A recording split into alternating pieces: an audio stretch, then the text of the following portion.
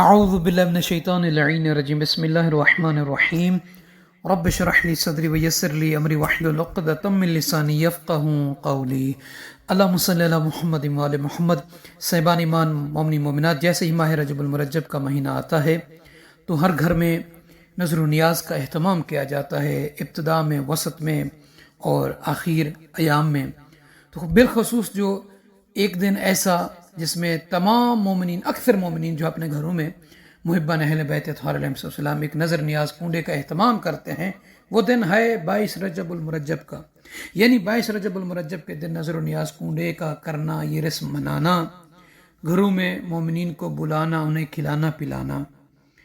روایت میں اگر دیکھا جائے تو یہ جو کھلانا پلانا ہے بندگان خدا کو، کنیزان خدا کو، یہ جو فعل ہے یہ فعل عبادی ہے، یعنی یہ ایک عبادت ہے۔ جیسے کہ روایت ائمہ علیہ السلام سے بھی ایسے کام، ایسے فعل، ایسے عبادت کی طرف ترغیب دلائی گئی ہے۔ یعنی مومنین و مومنات کو کچھ کھلانا پلانا مستحب اور ثواب کا کام ہے۔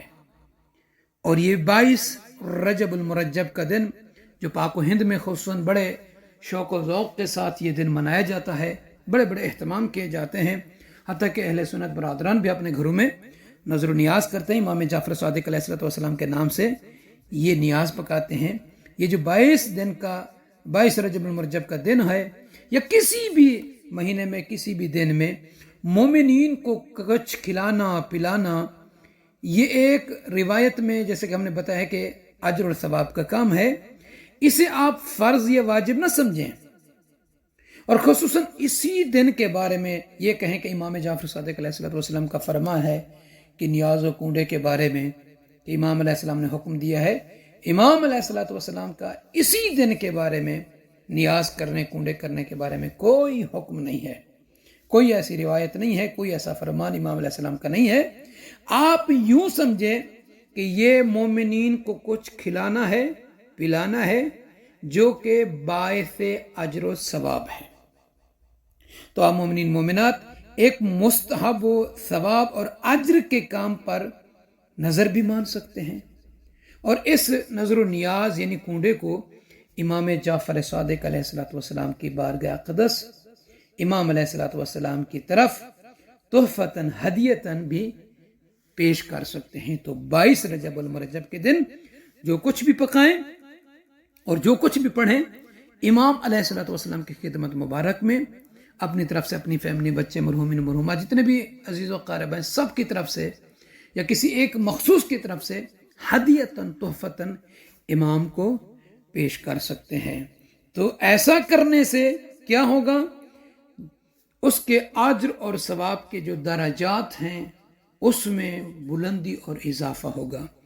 اور روایت میں ہے، یہ امام جعفر صادق علیہ السلام کا یہ فرمان کہ جو کسی مومن بھائی کو اللہ تعالیٰ کی خاطر کھانا کھلائے گا تو اسے اس شخص کا ثواب ملے گا جو فعام لوگوں کو کھانا کھلائے۔